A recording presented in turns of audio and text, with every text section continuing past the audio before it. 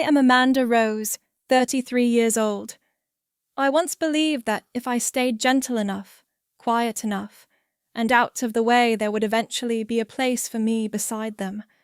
But then one day I received a scanned copy of my own signature, forged, used to revoke an inheritance I had never surrendered. Don't make this bigger than it needs to be. And I understood sometimes people don't forget you. They just need your silence to erase you more easily.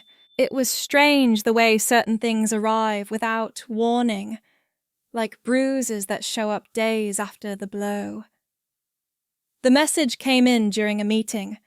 I didn't hear the notification at first. It was only when I checked the time between note pages that I saw her name, Jessica Elridge, flashing across the top of my screen with a small preview. See you this weekend. The seating chart's finally done. You're at table 6, right across from Stephanie and her date. There was no attachment. No formal invitation. No RSVP I might have missed. Just that line, bright, cheerful, perfectly punctuated. I stared at it for longer than I should have. My pen hovered over the margin of the agenda sheet until the ink bled through the paper. Later that night, I searched my inbox again, more out of ritual than hope. No email from Jessica, no forwarded note from my parents, not even a mass family thread. It was as though my presence was assumed, but never requested. At table 6 across from Stephanie and her date, Stephanie and Michael Doyle. I hadn't thought of Michael in years. Not really. He had been a late summer kind of relationship, the kind that burned fast but left warm spots when remembered. I introduced him at a 4th of July barbecue, back when I still believed that bringing someone home was a way to make them real. I remember Stephanie complimenting his shirt before I even poured the lemonade. "Where'd you find this one?" Her voice was light, effortless. Finally, someone with a jawline. My mother had laughed then. I didn't. The rehearsal dinner was held at a hotel ballroom with too many mirrored walls and not enough space to hide. I arrived 5 minutes late and still too early to blend in. Jessica greeted me with a quick hug, already distracted by flower arrangements and late deliveries. "I'm so glad you made it. Steph and Michael are already here." She didn't wait for a reply. My table had been pre-assigned, of course. Printed place cards with scripted gold letters arranged in perfectly measured angles. The chair beside mine was empty. The one across was not. Stephanie raised her glass slightly when I sat. "You found us." Michael didn't look surprised. I poured myself water and nodded once. The bread basket passed without comment. Dinner was salmon over couscous, and someone had too heavy a hand with the dressing. I moved it around on the plate, keeping my eyes on the center of the table where the candles flickered, as though unsure they were meant to stay lit. Stephanie laughed easily, tossing stories back and forth with Jessica's college friends. Michael rested his arm along the back of her chair. At some point, Uncle Brad leaned in too loudly, his voice thick with wine and comfort. "Stephanie sure loves Amanda's leftovers." The table cracked open with laughter. One woman even clapped softly, as if it were a toast. I looked down at my lap and saw that my cloth napkin had slipped to the floor. I didn't pick it up. When I stood, I did it slowly, deliberately. My chair didn't scrape. My glass didn't spill. No one looked up. Outside the banquet room, the hallway smelled of lemon wax and forgotten air. I leaned against the wall for a while before walking toward the elevators. My phone buzzed once Jessica again, probably, but I didn't check. Back in my hotel room, I ran the hot water until the mirror fogged over.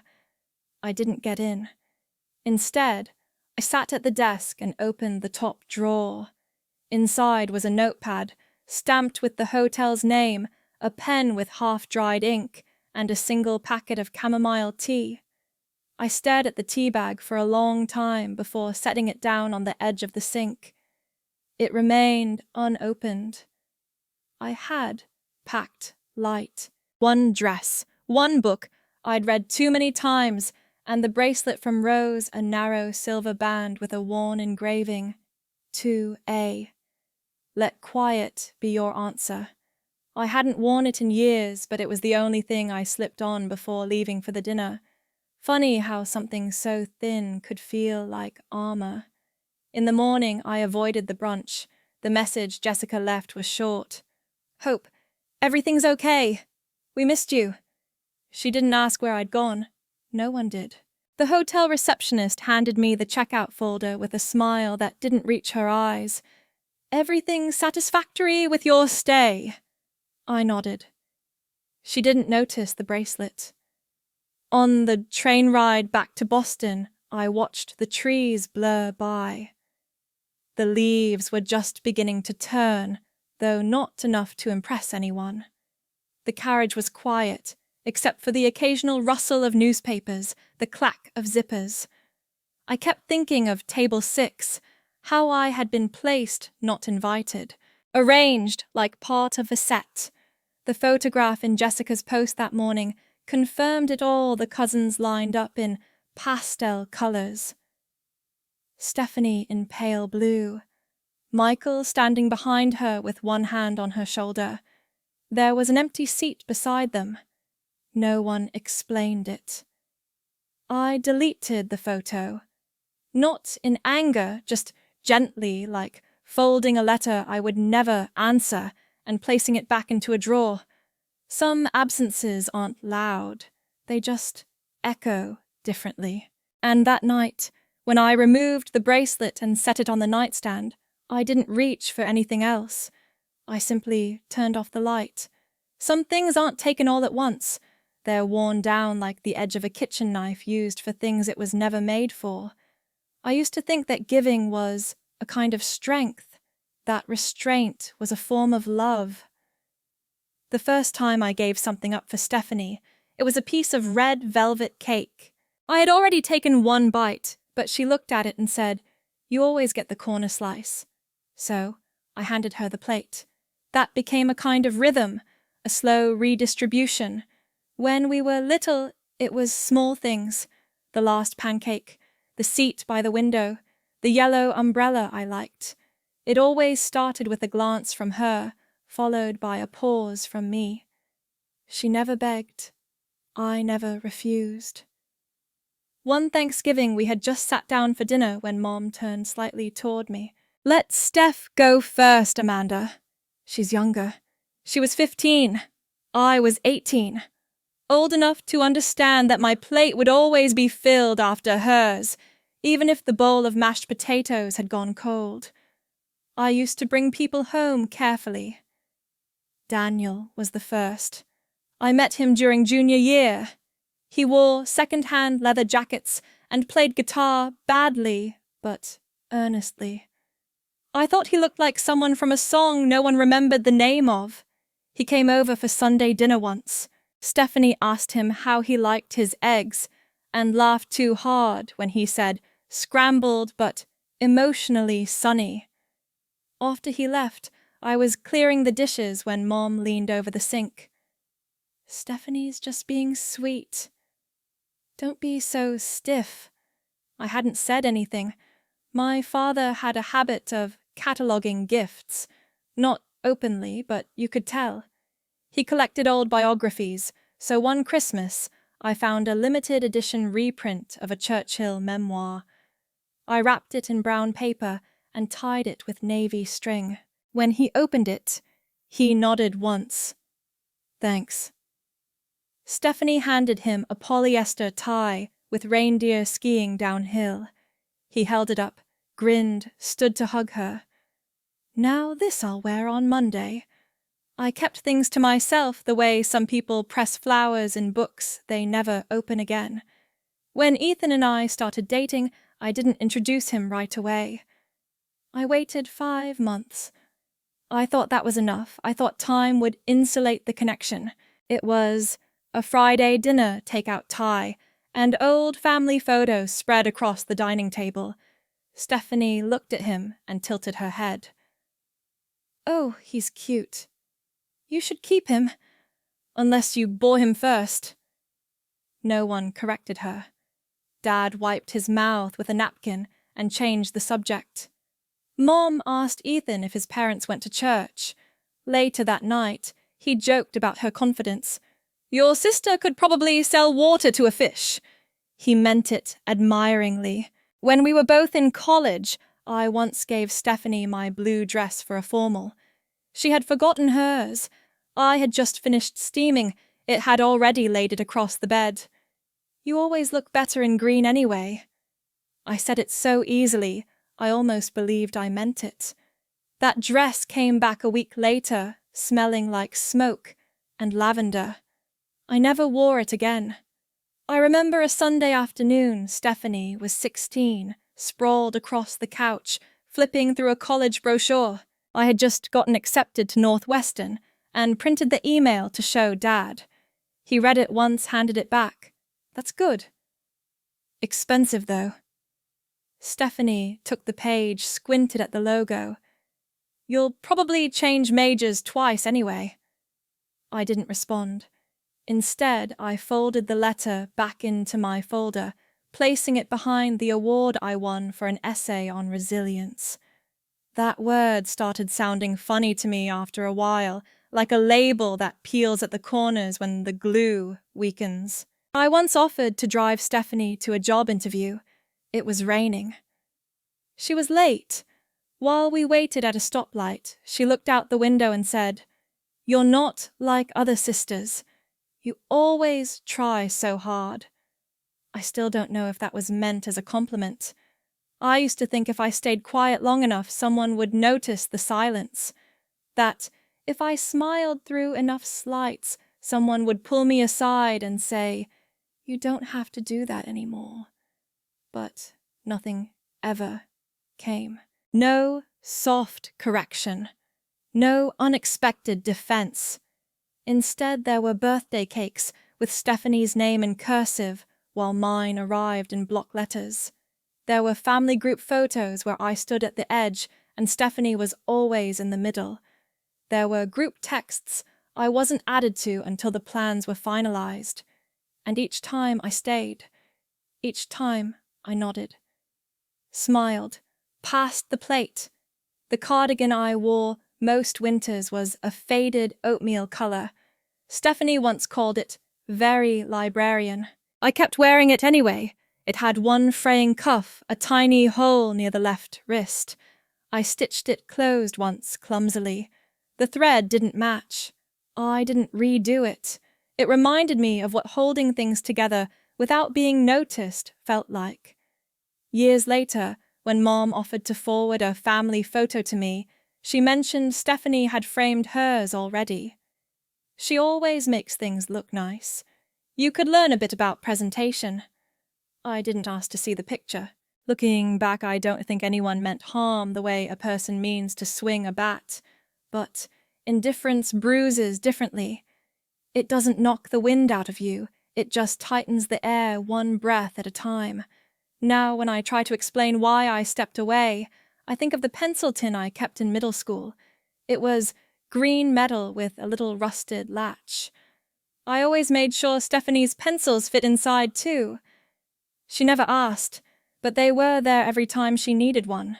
One day I found the tin empty, just crumbs of eraser and graphite dust. No one said anything. I just closed the lid. Some kinds of silence don't come from absence. They come from being quietly misplaced. There was a birthday card on the mantel, once beige with gold trim, printed cursive across the top, to my sweet girl. It sat unopened for hours because I didn't realize it was meant for me. Stephanie's had her name scrolled in blue ink, a small heart drawn beneath it, and the closing line in our mother's handwriting, "So proud of the woman you're becoming." Mine had no name, no signature, just the envelope addressed in generic print and the same hallmark verse folded inside. I kept it for a while, tucked between old receipts and a dry cleaning tag I never used. That year, Stephanie threw herself a dinner party, and invited 23 people. I brought wine and offered to help set the table. She handed me a pile of linen napkins and told me not to worry about centerpieces they're already taken care of. I folded each one twice, then again like small flags, with nowhere to belong. When I got promoted to senior strategist, the announcement made it into the industry newsletter. There was a photo, stiff posture, forced smile badge lanyard still visible. I sent the link to my parents more as formality than celebration. An hour later, a reply came through from Dad's account. "Sounds nice. Tell your sister we say hi." I didn't forward it to Stephanie. I reread the message twice, then closed the tab and turned my phone face down. The Whitlow family archive is kept in a dusty oak chest that sits in the corner of my parents' guest room. Stephanie and I used to climb on top of it when we were small, pretending it was a ship or a stage depending on who was giving orders that day. A few years ago, I opened it during a long weekend visit, thinking I might find an old drawing or a certificate I'd forgotten. Inside were manila folders labeled in our mother's handwriting. Stephanie, school awards. Stephanie, soccer, Stephanie. College, no folder with my name. I found a few of my ribbons loose at the bottom, creased and curled, one partially torn where the safety pin had rusted through. My high school poetry contest award had been folded in half to fit behind a camp schedule from 2002. I didn't unfold it. I placed it back the way I found it. There's a framed collage in the upstairs hallway of our family home.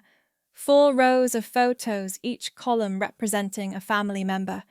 Stephanie has 3 graduation caps and a photo with the mayor from a youth leadership banquet.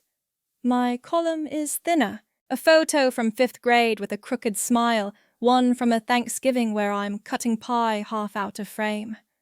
The captions beneath hers have dates and titles. Mine don't.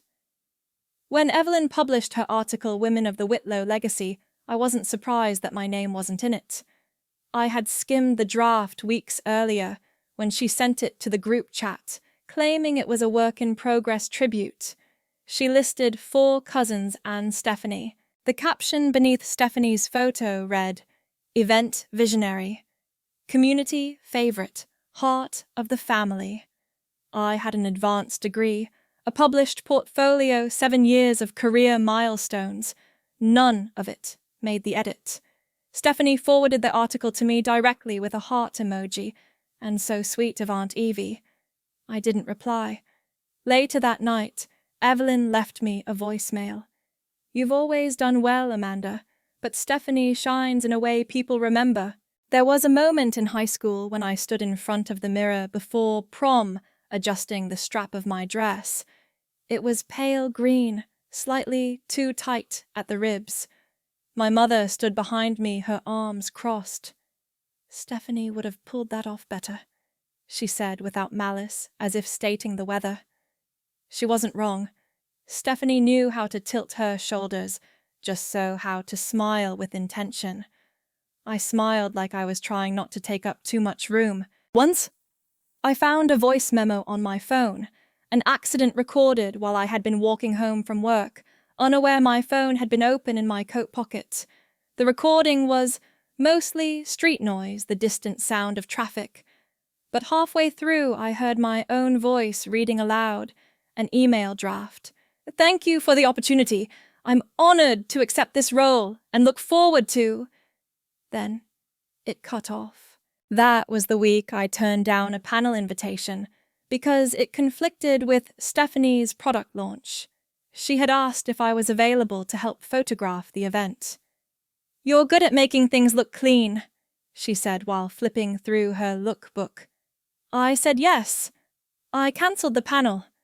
Later, when she posted about the launch, she tagged every vendor except me. I don't think anyone remembers the shoes I wore that day. They were nude flats with a scuffed toe bought on clearance the year I started working full-time. I still wear them for travel days. The left one squeaks when I walk too quickly. Once when I left them by the door at a family barbecue, Stephanie stepped over them and laughed. Still haven't upgraded. I thought of that again when I packed for Jessica's wedding. I almost didn't bring them, but they were familiar and easy to fold into the suitcase corner. The thing about being forgotten is that it's never announced.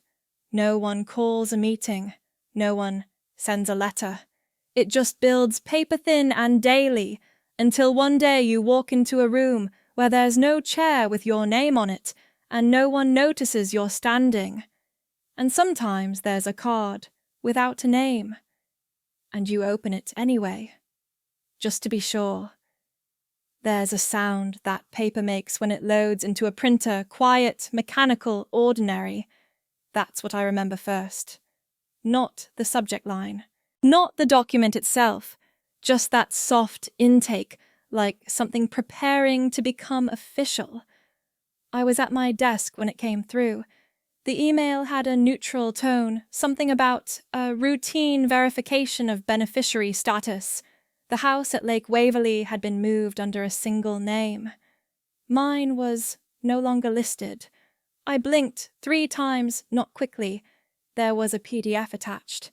The formatting looked familiar, header in serif font, bold lines, dividing sections, a scanned signature at the bottom. Amanda Rose Whitlow. Except I hadn't signed anything. I stared at the digital ink, remembering the last time I wrote that signature by hand on a thank you card for our grandparents' estate attorney. I had used a fountain pen, the one with the chipped cap Stephanie gave me one Christmas because she liked the color but didn't like how it felt in her grip. The scanned version looked older, slightly blurred at the loop. They must have pulled it from a previous file. Copied, pasted, dropped into place. When I called my mother, she didn't ask how I was. It was easier this way. You don't even use the place. She was folding laundry. I could hear the thump of fabric in the background. I asked when the decision was made. It's not a big deal. Stephanie needed a venue for the retreat. You know how much she's grown her brand. I reminded her I had paid the property tax last year, and the year before that. Well, Steph's been taking care of things now. She's more available. My father's voice was flat. Don't make this bigger than it needs to be. He didn't pause. I told him my signature had been used without permission. He inhaled once, like he was about to say something that required energy, then stopped. It's just paperwork. You girls always shared things. I checked the file again that night. The metadata showed the document had been generated 3 weeks ago. During that time, I had helped a junior colleague prepare her first presentation, attended a fundraiser for an education nonprofit, and scheduled a dental cleaning I would later cancel. No one called. No one mentioned it. The house was gone before I knew it had been offered. There was a drawer in the kitchen at Lake Waverley that stuck every time it rained. I used to keep spare keys there. One summer, I replaced the lock myself, kneeling on the porch with a screwdriver and a printed tutorial. Stephanie came out holding a pitcher of lemonade, looked down at me and said, "Since when do you fix things?" I said nothing. She left the glass on the steps without another word. I found an old photo in a file on my desktop, taken during our first weekend at the lake house after the renovation. Stephanie was in the foreground, arms raised, hair loose in the wind. I was in the background, barely in frame, holding a paintbrush. There was a smear of white on my cheek. I remember wiping it away with the back of my hand and not realizing until later that I'd streaked it across the collar of my sweatshirt. I never washed it out. The fabric eventually stiffened. I still have that sweatshirt in a box somewhere, folded next to a receipt for the shingles I ordered for the new roof. Stephanie posted a story later that week. A slow pan across the lakefront string lights, candles in mason jars, a printed banner that read, "The Whitlow Collective," curated by Stephanie Wu. She captioned it, where vision becomes memory. Someone commented stunning. Did your family always own that house? She replied with a heart emoji. The insurance representative emailed again this time, requesting confirmation of mailing address for final file closure. I didn't respond. The document sat in my downloads folder unopened. There's a fine line between forgetting and being left out. One is passive, the other requires intent. I used to give them the benefit of the doubt, tell myself it was easier not to loop me in because I lived out of state, because I didn't post as often, because I never reminded anyone what I had done.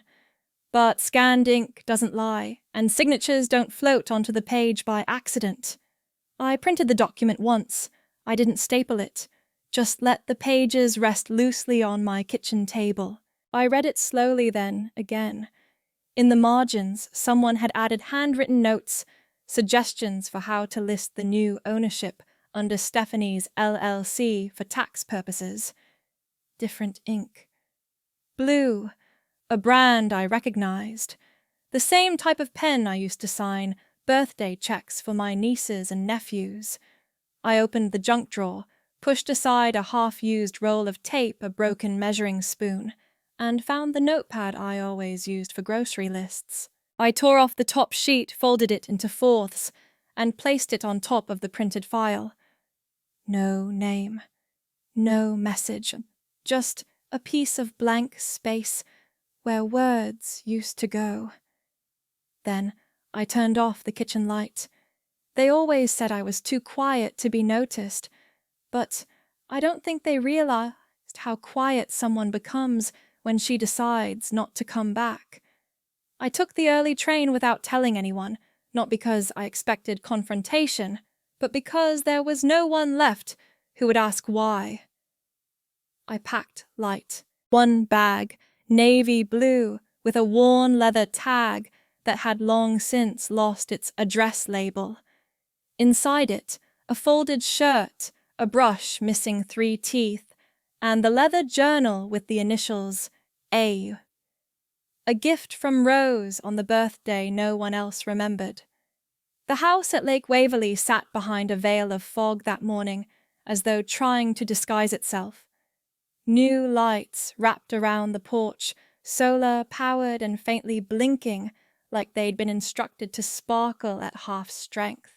A long table had been set outside, layered with brochures, glass water pitchers, and stacks of branded stationery. From the sidewalk I saw the placard mounted beside the door, the Whitlow House. A project by Stephanie Whitlow.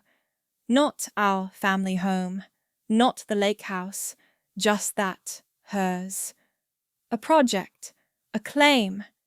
The windows had been polished, the hedges cut. Nothing looked lived in, only curated. A younger woman stepped out, holding a clipboard. I didn't recognize her. She adjusted the trays, repositioned a nameplate, then ducked back inside. Stephanie wasn't visible, but I could hear her voice through the glass. She was giving a tour, her tone light and expansive, like someone unveiling a legacy built by hand. I didn't move. I watched the way condensation formed along the edges of the panes, collecting into thin lines before slipping down. There used to be a creak in the leftmost step, the one that dipped slightly after a rainstorm. I'd stuffed a shim under it years ago on a weekend when the roof had started leaking, and Stephanie had left early to meet a photographer in town. I hadn't thought of that in years until I saw one of the guests hesitate before stepping down. The board didn't creak anymore. I wondered if she'd had it replaced, or if someone had simply filled it in without asking who had noticed it first. I didn't ring the bell. I didn't knock. I stood on the other side of the hedge until a delivery van pulled into the driveway, and I used its shadow to turn back toward the road. I walked past the little convenience store where we used to buy cheap popsicles in August. The clerk didn't look up. At the train station, I sat beneath the departure screen and opened my email. I typed the subject line slowly, "Leave of absence, Amanda Whitlow." My message was brief, no explanation. I requested 8 weeks unpaid effective immediately. I didn't wait for a response. I removed the office key from my wallet and slid it into a padded envelope addressed to the floor administrator. I didn't leave a note inside. At home, I placed my phone screen down on the kitchen counter. I transferred my SIM card into a prepaid burner and activated a new number. I saved only one contact, a rideshare app account, under a different name. I changed the voicemail settings to silent. I deleted all group threads. I opened Facebook out of habit and stared at the banner photo from a wedding 2 years ago. Stephanie had cropped me out of the final version she posted. I had been standing at the far left, balancing a plastic cup and wearing a dress I bought with store credit. Her caption had read, "Surrounded by love." I changed my birthday by 1 day, removed my education history, and archived all photos. I didn't post anything before deactivating the account. Not even a quote. Not even a dot. The old journal had a ribbon marker frayed at the end. I flipped past pages I hadn't touched in years. Pages where I had once tried to write goals, recipes, forced to read things I admired about people who would never return the sentiment. I wrote a single line near the center of a blank spread. I am no longer where they left me. Then I closed the journal and returned it to the side pocket of my bag. I found the cabin listing through a local forum. No ratings, no reviews, just an address and a scanned photo of a red door slightly crookedill. The owner's name was listed only as M. Wells. The price was low. I wired payment without haggling. The ride to Cumberland took 4.5 hours. I didn't speak to the driver. The cabin was smaller than I expected, one main room, and a loft with uneven floorboards and a smell of old pine. There was no television. The fridge hummed faintly, and the only decoration was a faded calendar from 4 years ago, still tacked to the pantry door. I didn't remove it. I unpacked slowly. The cup I brought was chipped near the rim.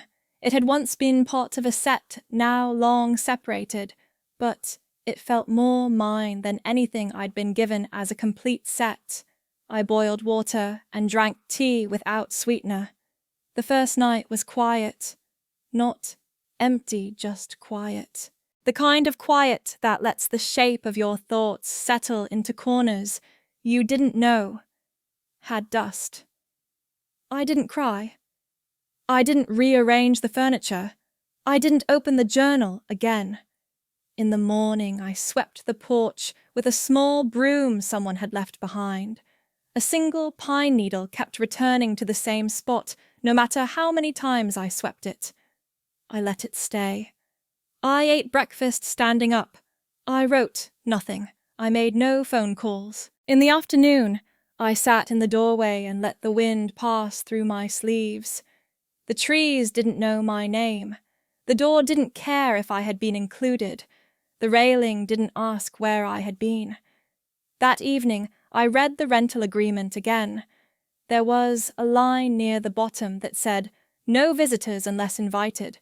It was meant for liability, but I underlined it anyway, and when the porch light flickered at dusk, I didn't replace the bulb. I sat quietly watching it blink on and off, as if deciding whether to be present. I didn't mind either way. No one had noticed I left. No one had asked where I was going, and this time I wasn't waiting for them to.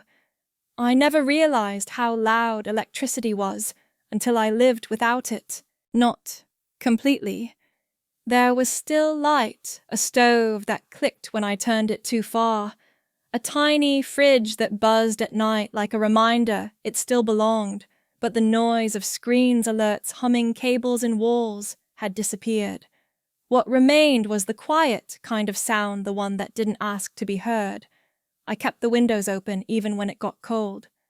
I liked the way the air settled on the wooden floors, the way light broke through the dust without apology. The first morning I found a chair tucked behind a stack of firewood. It rocked unevenly and had a missing spindle, but I carried it to the front porch anyway. I sat in it with my knees pulled close and watched a squirrel dig along the fence line. When it ran off, I remained, not waiting, just still. The journal stayed closed on the counter for 3 days.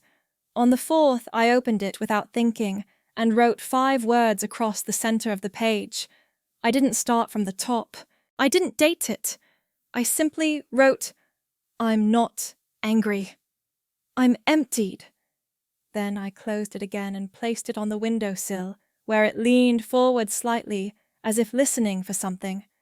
The kitchen didn't have much: a kettle with a bent handle, a drawer filled with mismatched utensils, a knife with no point.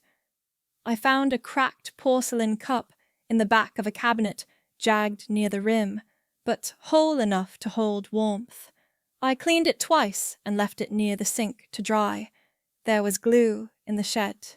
I used the tip of a match to apply it in thin strokes, pressing the pieces together like a promise I didn't expect to hold. When it set, I carried the cup to the nightstand and placed a single dried daisy inside. It stood crooked and uneven. I didn't adjust it. I cut an old checkered tablecloth into halves and nailed them gently to the window frames. The fabric was soft from years of washing, faded to a grey that once had been red. They didn't match the walls. They didn't need to. I planted lavender in 2 ceramic pots and placed them at the edge of the porch. I didn't name them. I didn't talk to them. I watered them before sunrise. The silence didn't feel empty. It felt exact. There were no voices pushing in from the other side of the wall, no buzz of expectation, no footsteps overhead telling me who was home and who I had failed to become. I moved through the cabin like someone relearning their shape. I measured nothing. I kept the lights off until evening. I opened cabinets I had already looked in, just to make sure nothing had changed. I walked barefoot inside, listening to the creaks beneath each step, like a language I almost understood. A voicemail from my mother came in on the 5th day. I had left the burner phone on by accident. It rang once, then stopped. The message read, "Where did you go? Stephanie's worried. You're being cruel." I didn't save it. I didn't replay it. I turned the phone over and removed the battery. The slot clicked back in with a soft, metallic snap. No apology was left. No invitation followed. I made tea that night and watched the steam curve around the repaired cup. The glue line showed faintly in the porcelain, a spider-thin crack that caught the light like a scar on porcelain skin. I liked that it didn't pretend to be untouched. I sat in the rocking chair again this time, letting it move slowly forward and back. The trees didn't blink. The sky didn't offer reassurance. There were no streetlights, no soft rumble of nearby cars, just the sound of air settling into itself. I remembered a voice Stephanie's once telling someone at a dinner party, "Amanda's the type to leave a note instead of leaving." They had laughed. I hadn't corrected her.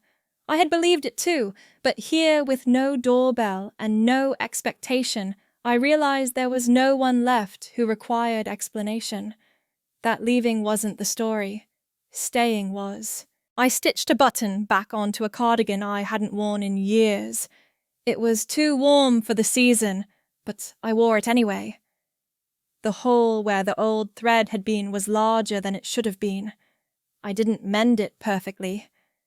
I knotted the thread and cut it unevenly, then ran my thumb across the ridge once, and let it be. Some things hold better when they're not forced to match the original. I didn't write much after that. Not because there wasn't anything left, but because there was finally no urgency. The quiet did not demand. it accepted. I sat in it like I had been preparing for it my whole life. No one called again. No one knocked. The rocking chair creaked louder with each morning dew. The daisy in the cup curled inward by the 7th day. I didn't replace it. I let it keep its place. Some messages don't ask questions, they just measure absence in terms of inconvenience. The first came as a voicemail. I let it sit. I watched the red blinking light on the phone for most of the evening, a small, persistent dot I chose not to touch. I drank tea slowly, using the chipped cup that still bore a faint glue line. When the light blinked a 4th time, I pressed play. Steph wants you to be in the family photo. Everyone's flying in this fall. It'd be nice to have the whole picture. It ended there. No greeting. No how are you. Just logistics. I turned the phone over and placed it on the shelf beside the window. Outside, a crow landed on the porch railing, stared briefly, then flew off. I didn't follow it with my eyes. I stayed still and finished my tea. The next day, an email arrived from my father. The subject read, Family Legacy Campaign. Media release. No greeting in the body, just an attachment and a line beneath it. People are starting to ask questions why you're never around. It would be easier if you just signed. The phrasing was deliberate, easier, not better. Not for me, of course. For them, for appearance.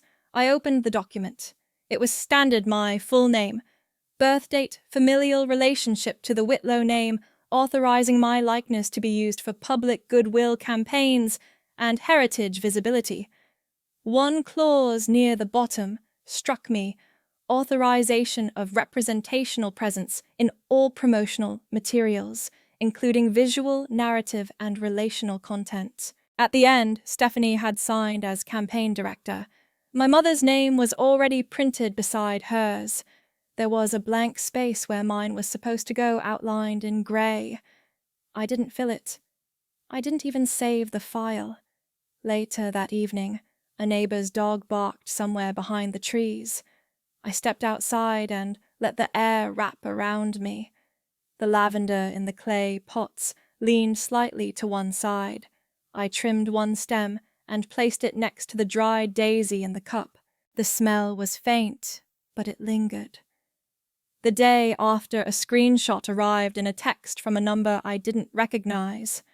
Stephanie's latest social media post, an old photograph from one of the last summers at Lake Waverley.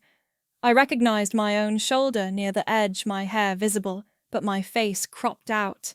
Her caption read, with my whole support system behind me. I stared at the word whole longer than I meant to. Not because I expected to be mentioned, but because I had been deliberately kept, only half visible enough to be present, not enough to matter. I didn't respond. I didn't forward it. I deleted the message and turned the phone off for the rest of the night. That week, I found a manila envelope at the edge of the mailbox, no return address. Inside was a printed invitation, fall portrait session, celebrating the Whitlow women, a legacy of resilience and grace. Stephanie's name was listed in bold script. Mine was written by hand in pen, like an afterthought. No RSVP card, just a date and time. I placed the invitation under the leg of the rocking chair to balance it. The chair no longer wobbled. I didn't move it again. Another message followed this one from my uncle's assistant. A formal request.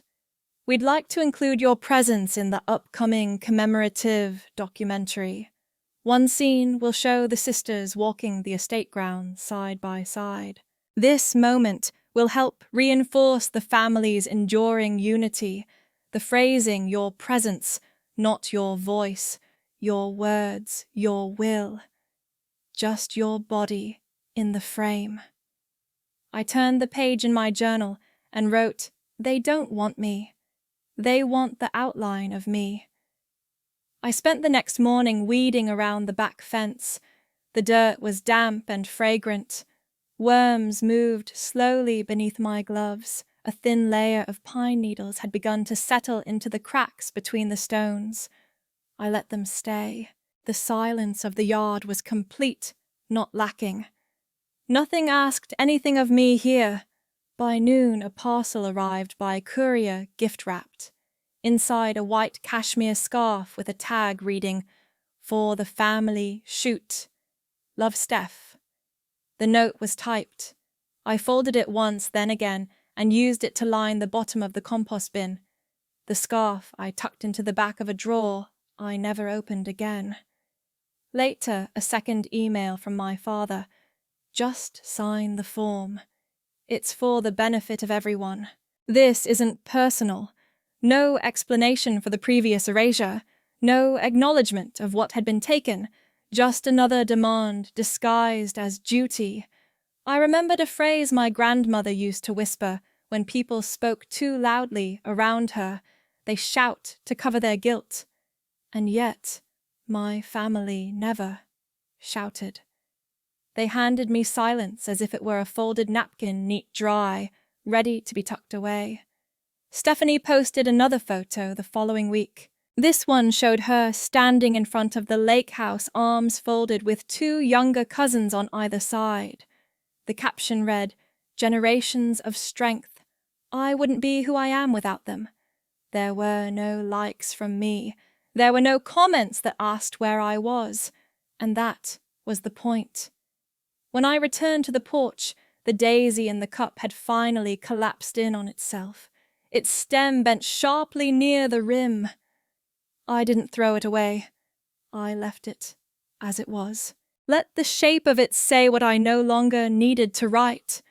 That night, I heard the wind catch the edge of the roof. It moaned slightly, like the sound of something remembering its own weight. I sat beneath it in the dark and didn't turn on the light. The next morning, I reread the release form. Then I printed a copy. I folded it in 4, placed it in a tin box I found beneath the sink, and buried it under the pine tree near the porch steps. I didn't mark the spot. I didn't photograph it. I didn't tell anyone where it was. 3 days later, Stephanie called. Her voice was louder than I remembered. "It's not that deep, Amanda. We just thought it would look better if you appeared more. Just sign and this can all settle down." Then silence. No goodbye. No pause to wait for mine. I stared at the call log after it ended. Just her name. No emotion, no history, just data. A record of something that once meant more. I made tea again that evening using the same cup. The lavender had started to bloom at the edges, reaching despite the cold. I moved the chair slightly, not to watch the road, but to face the trees. They had come back, but not for me.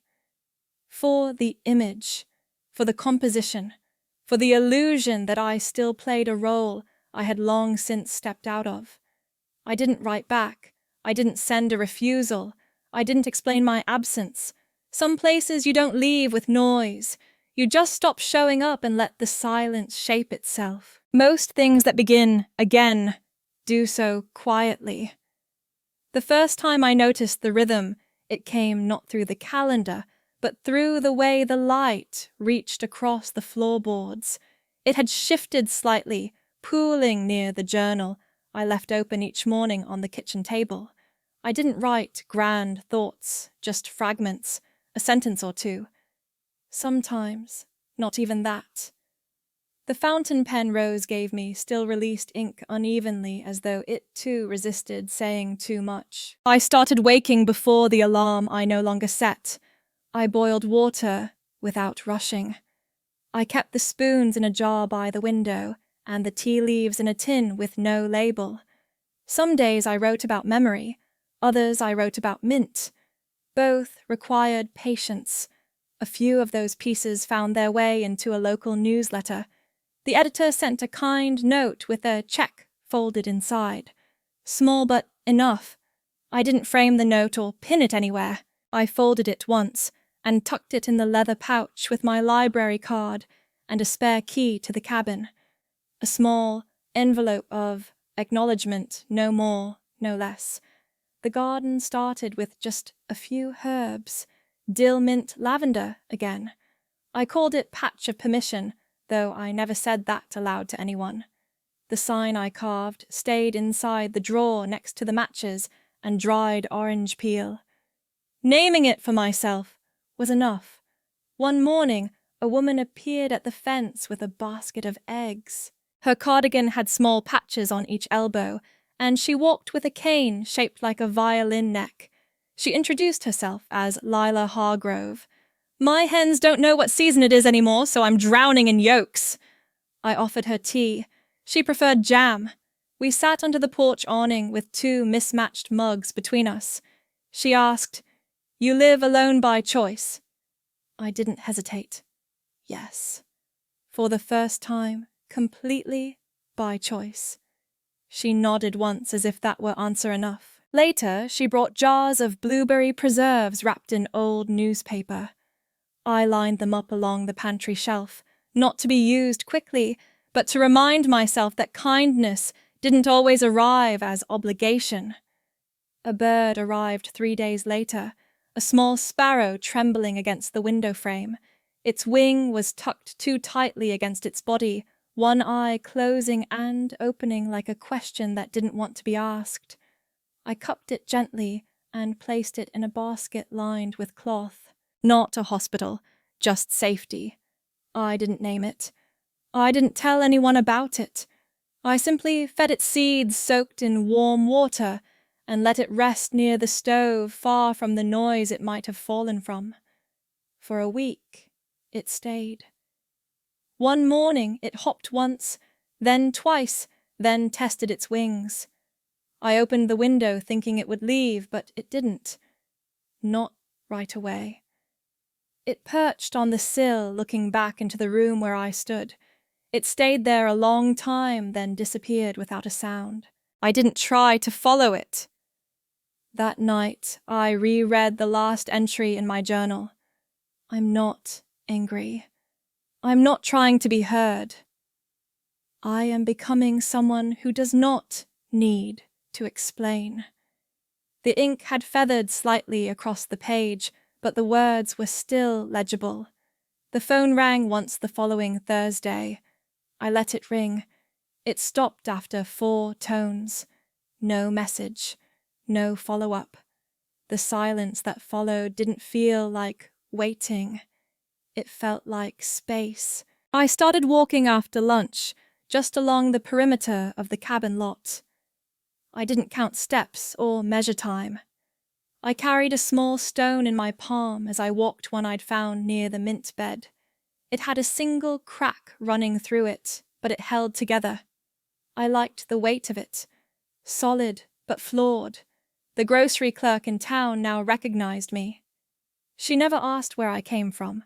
She once mentioned the weather, but only in passing. That was enough. Recognition without assumption. There were letters from the city I hadn't opened.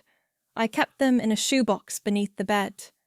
Not out of spite, just out of refusal to be pulled back by someone else's urgency. One envelope bore Stephanie's handwriting. The loop of her S still sharp. I didn't tear it. I didn't even touch it after placing it in the box. Whatever it contained had missed its moment somewhere in the middle of the month. I rearranged the furniture. Not out of boredom, but curiosity. I placed the rocking chair by the east window. I moved the bookshelf to the hallway.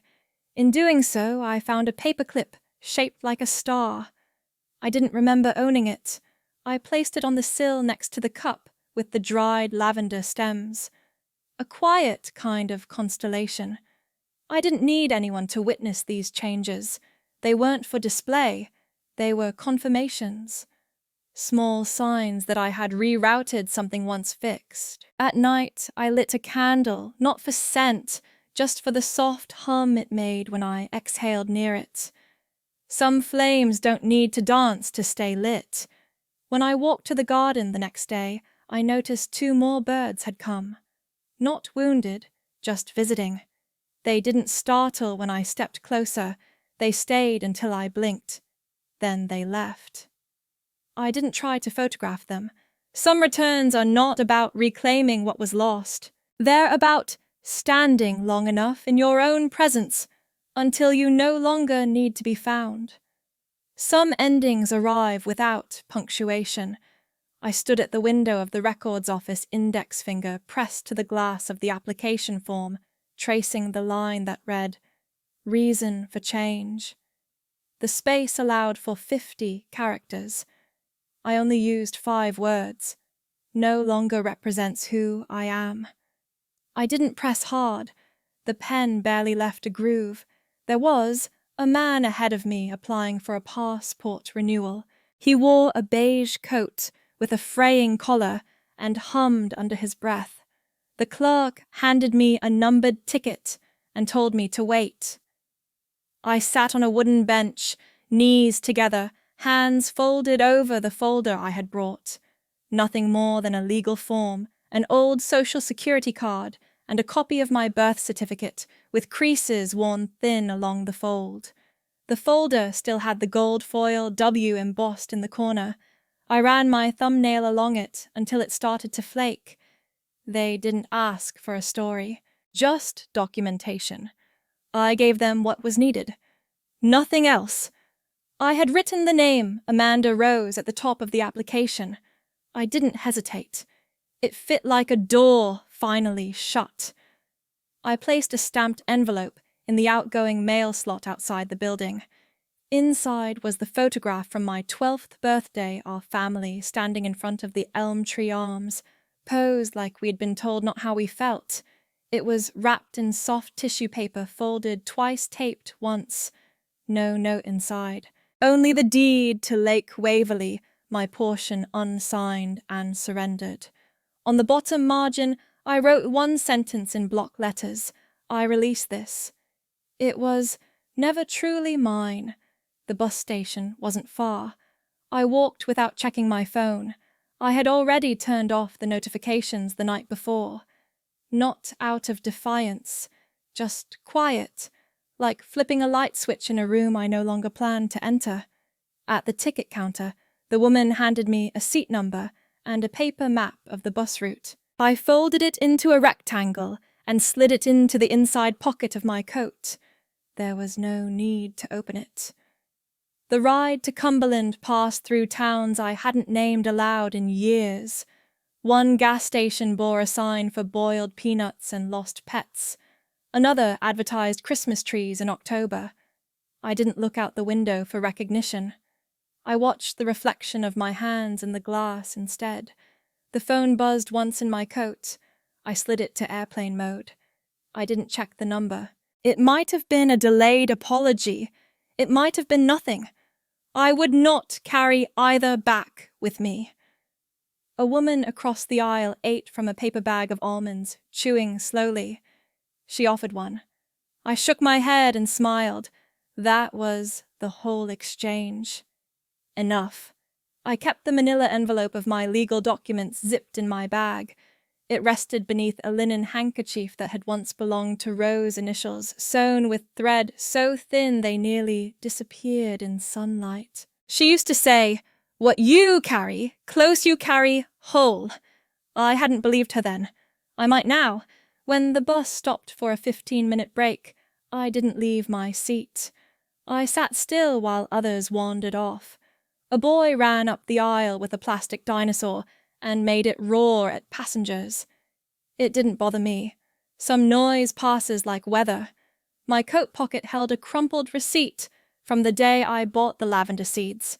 I smoothed it out with my thumb and folded it again this time, smaller. I placed it inside the envelope marked personal, tucked in my journal. Not because it mattered, but because I had chosen it. That seemed worth keeping.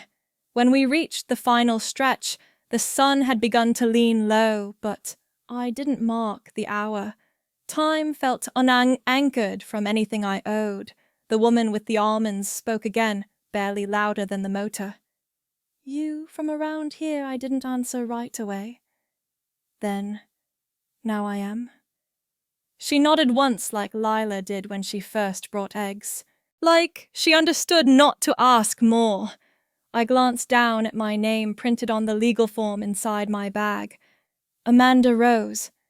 No middle name. No family suffix. No hyphen. No footnote. I hadn't told anyone what day I would do it. No announcement. No photo in front of the courthouse. No social post with a caption about starting over. Some things gain meaning only in the absence of explanation. I didn't keep a copy of the old documents. They were filed away, sealed, archived, still there, but not mine to hold. No one stood waiting at the station.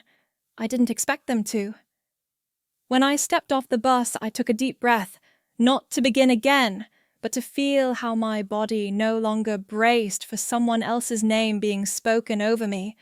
Some ties don't need to be broken with sound. They dissolve the moment you no longer feel the need to tighten them again. Some mornings arrive with nothing to prove. I filled the kettle just above the halfway mark. The spout leaked faintly the way it always did when I didn't place the lid right. I didn't fix it. I didn't rush. The chipped handle no longer bothered me. The chamomile I used had come from a tin with a faded label. I had forgotten who gave it to me. The scent reminded me of linen stored too long in a cedar drawer.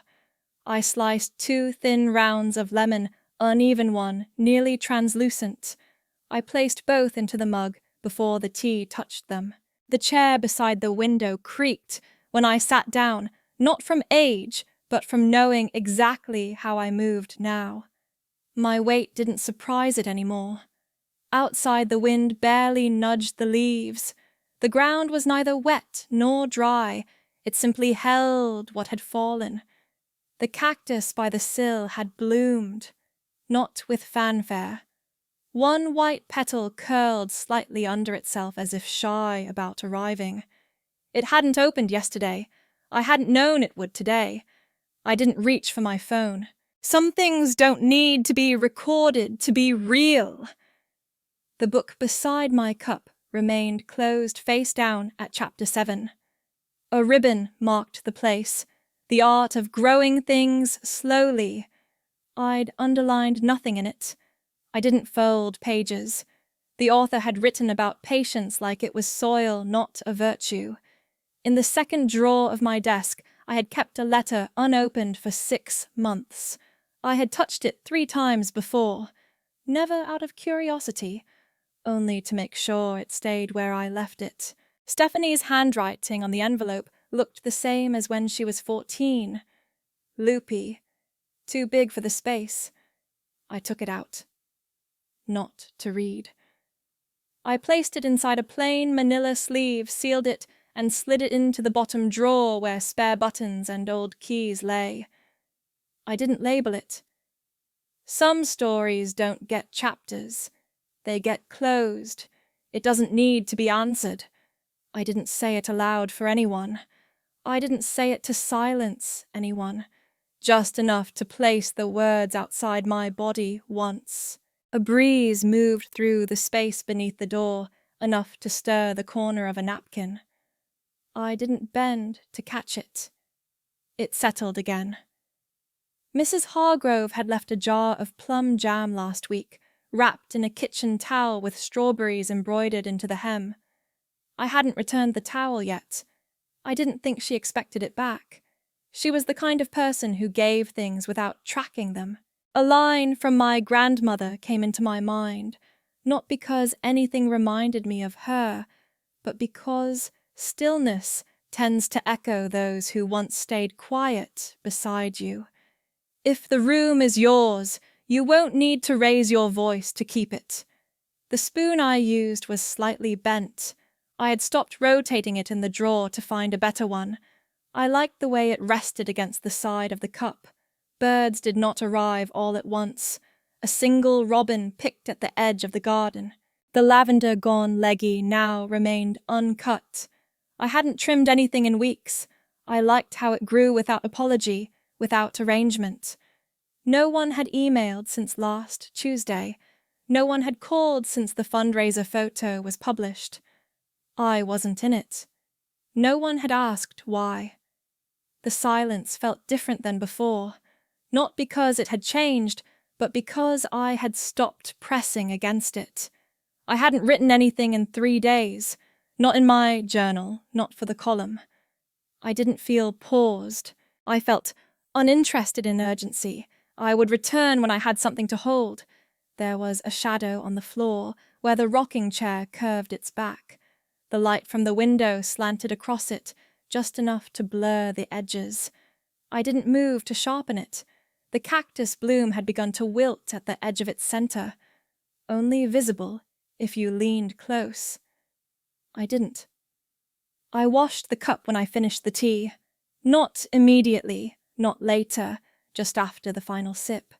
I placed it upside down on the rack. The lemon slices remained in the sink. They would go out with the compost. The drawer where the sealed letter now lived did not creak. It didn't resist. I closed it slowly, without pressure. I didn't check my reflection that morning. I hadn't done so in 3 days, not for indifference, just lack of need. There was a sense of fullness I couldn't name, like how your fingers remember the shape of a lock they haven't opened in years. No alarms, no knocks, no waiting rooms, no seat numbers, no questions to return, no names to return to. No one needed me elsewhere, and no one expected me back. So I remained not to prove anything only because I had chosen this. For no one else, and finally, fully, for me.